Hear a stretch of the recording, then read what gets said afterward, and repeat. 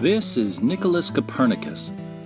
For thousands of years, human beings had been convinced that the sun revolves around the earth. Mainly because if the sun did revolve around the earth, we would expect to see the sun moving across the sky, which is exactly what we see, and because it seemed obvious to everyone that the earth is stationary. We don't feel like we're moving. But Copernicus believed that understanding the universe is a form of worship. He said, "To know the mighty works of God, to comprehend His wisdom and majesty and power, to appreciate in degree the wonderful workings of His laws.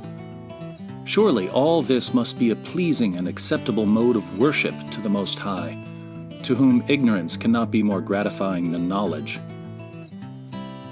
After spending years of his life worshiping God by examining the motions of the sun and moon and stars, Copernicus concluded that the earth revolves around the sun. He didn't have much of an explanation for why we don't feel like the earth is rotating rapidly on its axis and hurtling through space. Answers to that question would have to wait for other Christian scientists. But Copernicus was confident that the data supported his model.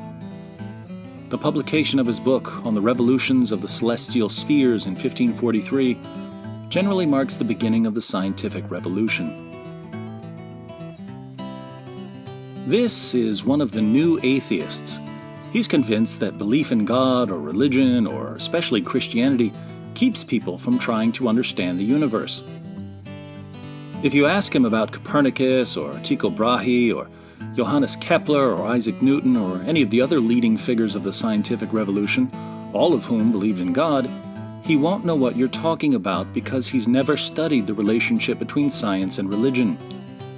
If you point out that every respected historian of science on the planet rejects the conflict model put forward by the architects of the new atheism, he won't care at all, because he has tremendous faith in people like Richard Dawkins, Sam Harris, and Daniel Dennett.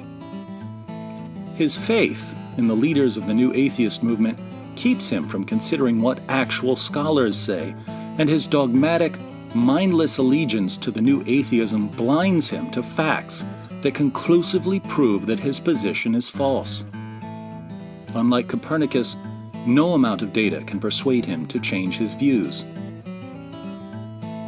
Welcome to the new atheism, the perfect union of gullibility, dogma, inconsistency, superficial thinking, resentment, hostility, denial, and childishness.